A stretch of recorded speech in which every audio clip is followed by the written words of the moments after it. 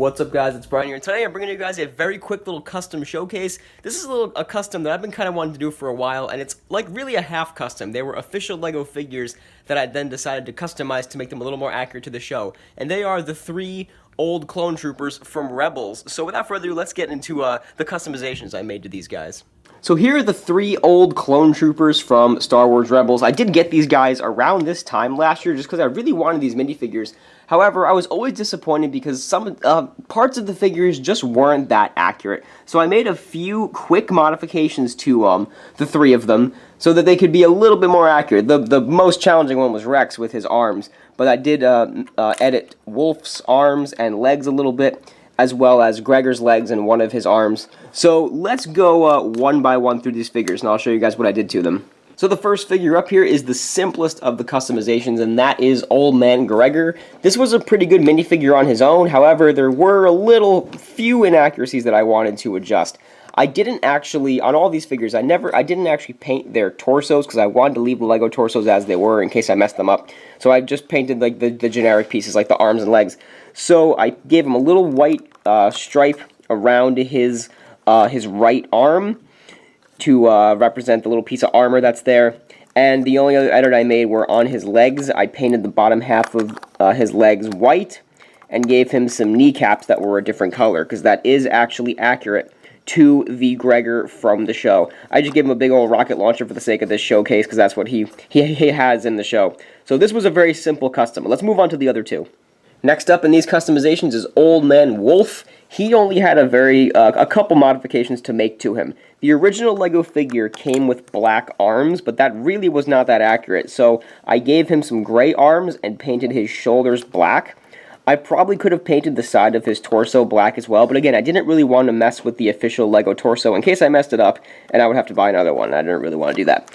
The other thing I obviously modified were his legs. I gave him the similar white boots that like kind of stretch up just a little bit, and I gave him his like wolf pack markings to go all around his boots, and I think that actually came out pretty cool as far as like the little like markings go.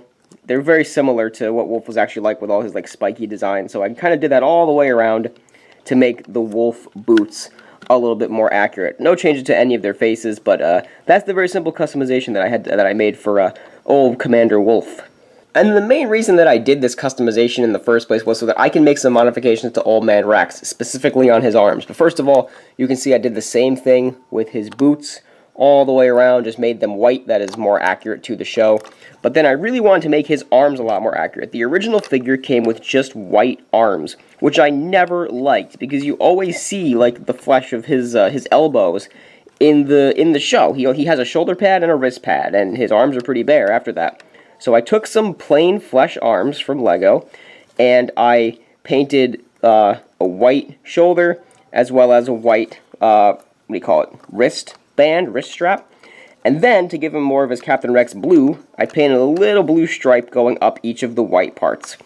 And that made it look a lot more accurate. Now, again, what I could have done is painted on the torso itself black around his shoulders. But I like purist customs more than highly detailed customs.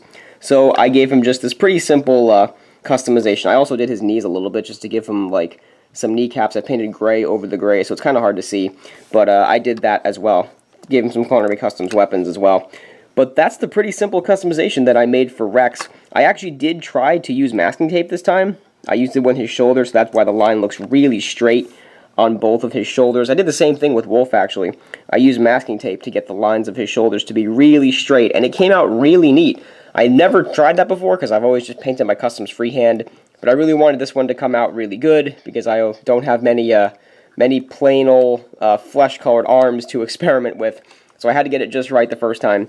So, and I'm very happy with how it came out. So now I'm very happy with all of these old man clone trooper figures. So let's go back to the angle of all 3 of them, and I'll end out the video.